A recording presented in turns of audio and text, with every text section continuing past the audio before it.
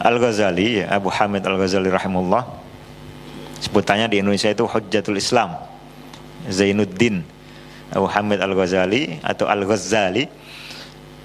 Itu beliau Al-Munqidh Minadh Dhalal, itu isinya kan memoir pribadi ya, memoir pemikiran, sejarah, cerita. Beliau cerita tentang perkembangan pemikiran beliau sejak nyantri sampai sudah menjadi kiai untuk 300 santri di Nizamiyah ya.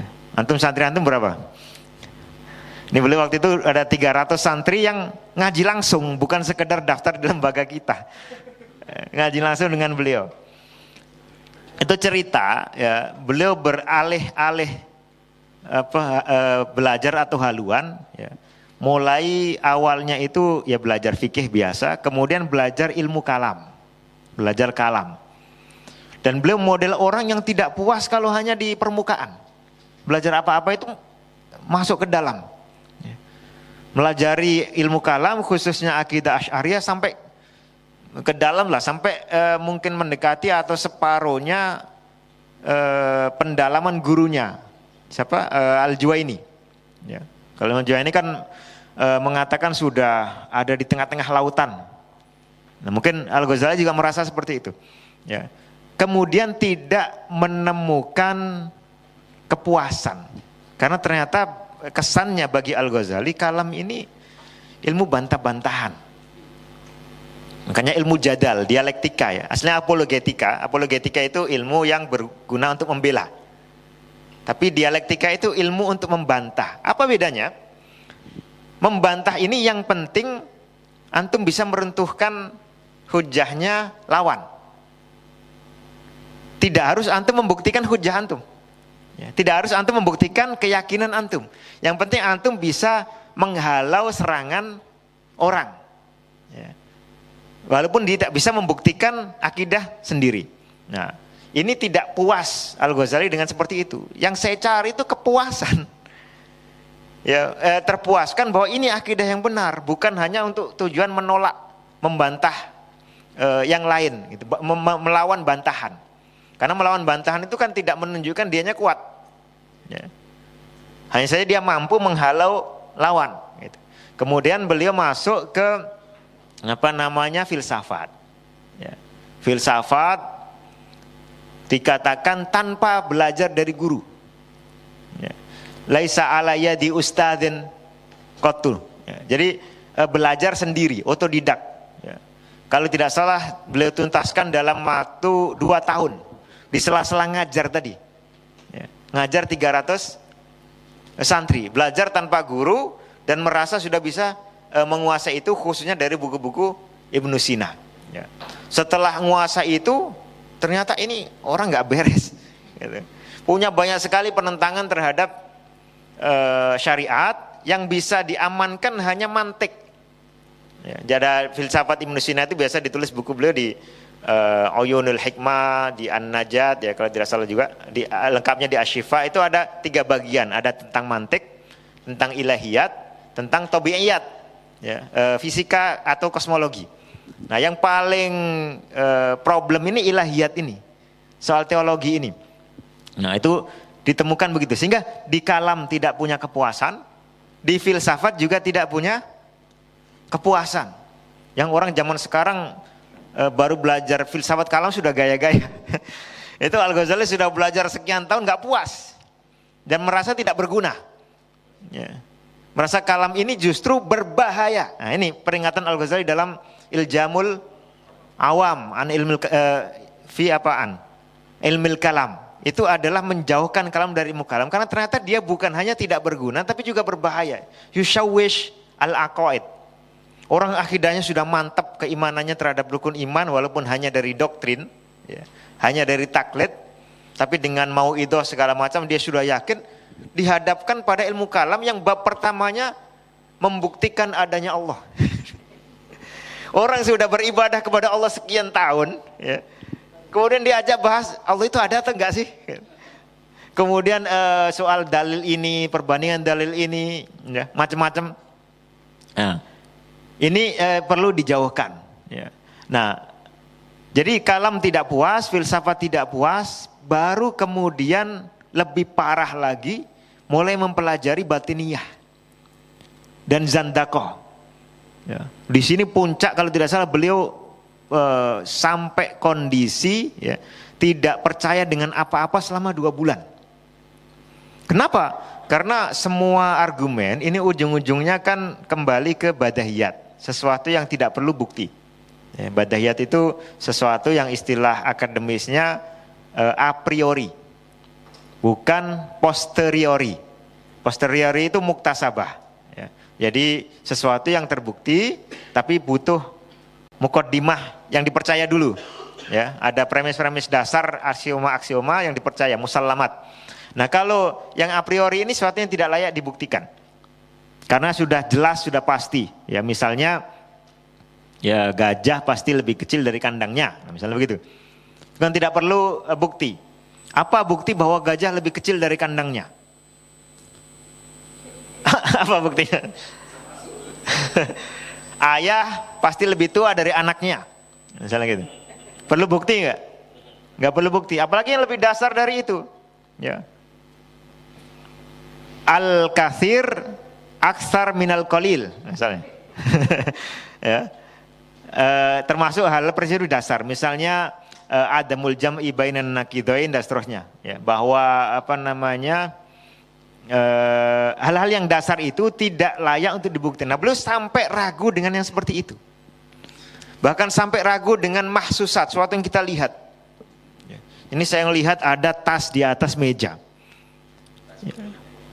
Lalu diragukan, ya. Indranya jangan-jangan bukan tas ya. Karena saya pernah lihat sesuatu, saya kira genderuwo, ternyata bukan, hanya pohon pisang. Jangan-jangan ini juga bukan, meragukan indranya sendiri. Kalau orang sudah begini meragukan akalnya, meragukan indranya, ya sudah, dia tidak bisa percaya apa-apa. Ya. Sudah safsatoh. Ya. Dipukul pun dia nggak yakin apakah dia dipukul ya. Ya. Karena saya bisa merasa mukul kan dari format modernnya. Dari sinyal yang saya terima di otak, saraf otak ya. Ada saraf pusat, ada saraf periferal, saraf sampingan. Lalu saraf pusatnya antara sumsum dengan otak. Nah, otak saya ini yang mengirimkan sinyal itu. Nah, jangan-jangan otak itu nggak ada. Ya, jangan-jangan saya belum pernah menyentuh. Seperti ketika kita mimpi itu seolah-olah benar gitu. Ternyata pas bangun, tadi cuman khayalan aja. Jangan-jangan ini juga seperti mimpi. Ya, nunggu kapan kita bangun. Nah, orang kalau sudah sampai meragukan seperti ini, udah luar biasa. Makanya beliau mengatakan dalam kebimbangan itu selama 2 bulan, ya. Tapi bilisanil hal, la bilisanil maqal. Artinya beliau tidak mengatakan terus terang begitu, ya, tapi sebetulnya risau seperti itu. Nah, lalu kemudian merasa mendapatkan kesembuhan, ya, bukan melalui pembelajaran. Ini terminal keempat, tapi melalui nurun yakdifuhur rahman fi qalbi. Merasa mendapatkan cahaya, tiba-tiba yakin begitu, balik lagi, terinstal lagi semua keyakinan bahwa saya ini ada, dan semua akhirnya kembali lagi. Jadi beliau memahami, ya, bahwa puncak mendapatkan kebenaran, ya, kalau orang di dalam itu ternyata tidak dari jalur belajar tadi, ya, tapi dari jalur tiba-tiba mendapatkan cahaya. Apa komentar Syekhul Islam? Kata beliau, antum hanya belajar di 4 alma mater. Ada alma mater kelima yang justru tidak dimasuki.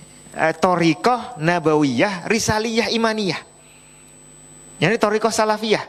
Itu beliau tidak pernah sekolah di situ. Tidak pernah menggunakan manhajnya Ahlus Sunnah. At-tasawuf ini kata Ibnu Taimiyah memang karena dia berangkat dari mujahadah yang membina diri. Pokoknya pasrah saja dengan kebaikan, melakukan kebaikan, nanti tiba-tiba hati ini terbuka. Sama seperti kalau kita ragu dengan kebaikan seseorang, ya udah interaksi aja selama sekian tahun, nanti lama-lama antum ngerasa sendiri tanpa perlu membuktikan, dan ketika menyampaikan buktinya pun kurang bisa kadang-kadang, ya. Yang penting saya sudah pengalaman dan saya sudah yakin. Nah gitu. Nah itulah yang dirasakan oleh Al-Ghazali. Tapi kata Ibnu Taimiyah itu hanya bisa memberikan keimanan secara mujmal, secara global saja bahwa Islam ini benar atau bahwa Allah itu ada. Ya. Tapi tidak bisa memberikan rinci. Tidak sebagaimana ketika kita belajar akidah itu dari Quran dan Sunnah, dari ayat-ayat, dari hadis-hadis yang sejak awal kita percaya. Pokoknya langsung percaya saja dengan Quran dan Sunnah, lalu diamalkan. Itulah justru cara yang bisa mendatangkan keyakinan. Ya. Jadi tidak repot. Ini bisa dilakukan masyarakat awam. Pokoknya percaya dengan Quran Sunnah. Ya. Lalu karena tidak ada lagi meragukan. Ya. Dan kalau ada peraguan sudah banyak ulama yang membantah. Ya. Itu untuk level awam. Untuk level thalabatul ilmi dan ulama lebih tinggi lagi. Dia bisa membuktikannya. Nah ini yang bisa mendatangkan keyakinan sekaligus secara terperinci. Kenal Allah, beriman kepada Allah bukan hanya itu saja, tahu sifat-sifatnya, tahu nama-namanya, ya. Kemudian mentadaburi nama-nama Allah dalam setiap ibadah, ya. Kenal Rasulullah betul-betul detail, tahu sejarah hidup beliau, tahu bagaimana tidak mungkin Rasulullah ini orang pendusta kalau dilihat lengkap sejarah hidupnya. Jadi bukan hanya dengar secara sekilas. Nah, inilah thariqah risaliyah, ya, imaniyah, sunniyah yang justru sebetulnya luput dari jangkauan Al-Ghazali. Ya, kata Ibnu Taimiyah kecuali di akhir hayat beliau ketika sudah mulai mendalami Sahih Bukhari. Famata wa Sahihul Bukhari wa Sahihal Bukhari ala sadrihi. Itu katanya beliau sudah mulai masuk ke situ. Ya, ke alma mater kelima selain tadi kalam, filsafat, kemudian zandakoh, ya, khususnya dari kalangan batiniyah. Yang terakhir adalah tasawuf. Nah, ternyata justru cara yang kelima ini yang harusnya ditempuh sejak awal sehingga tidak perlu bimbang. Coba antum perhatikan Ibnu Taimiyah. Beliau bukan orang yang terombang-ambing. Ya. Mu'tazilah melalui Wasil bin Atha, asalnya murid siapa? Imam Hasan Basri, kemudian berubah membuat teologi baru. Asy'ariyah 40 tahun. Antum sudah 40 tahun lebih berapa? Ya. 40 tahun menjadi Mu'tazilah, kemudian baru taubat belakangan. Ya. Kemudian Al-Ghazali sampai prosesnya seperti ini. Kenapa? Karena dari yang ditempuh sejak awal keliru, salah jalan sehingga harus belok-belok, harus nyari, ya lihat peta, nanya orang segala macam baru nyampe. Kadang nggak sampai nyampe, ya. Kadang sudah diberitahu tapi belum sampai mendalami ke sana. Ya, tapi kalau sejak awal menempuh jalur sunnah, ya, itu insya Allah stabil. Ya. Ibnu Taimiyah hanya menyebutkan dua perkara yang beliau ala dinil aba. Ya. Satu perkara ziarah kubur, ya, safar ke ziarah kubur, karena sebagian Hanabilah itu menganjurkan safar ke ziarah kubur Rasulullah SAW. Ya. Yang kedua masalah hululil hawadis, persoalan inti dalam kalam. Ya. Nah itu dua masalah. Kenapa? Karena belum ada yang mengajari. Tapi begitu beliau dapat seperti itu, sudah sampai akhir hayat stabil, tidak pernah terombang-ambing. Nah kadang-kadang kalangan tokoh-tokoh, maaf kata ya, kalangan tokoh-tokoh mutakalimin dan falasifah ini meremehkan akidah sunnah sejak awal, tidak ditengok, tidak dipertimbangkan, tapi dia justru mempertimbangkan akidah Mu'tazilah itu dengan munsif. Dengan munsif betul-betul dipelajari, bahkan dia membantah tuduhan kepada Mu'tazilah yang tidak benar. Mu'tazilah menganggap tidak ada siksa hari kubur, dibantah, ya.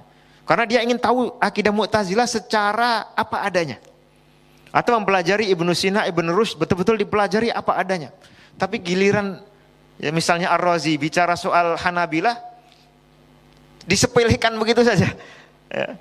Bahkan Safiyuddin Al-Hindi, tokoh mutakalimin Asy'ariyah terbesar di zaman Ibnu Taimiyah, ketika bicara Mu'tazilah ya, disebut sebagai mujassimah. Ya. Tidak justru dipelajari, diteliti sebagaimana ya, kalangan terdahulu, khususnya adalah Abul Hasan Al-Asy'ari. Beliau ketika mendengar Mu'tazilah, mendengar Imam Ahmad, ya, dan beliau keluar dari Mu'tazilah justru menuju itu.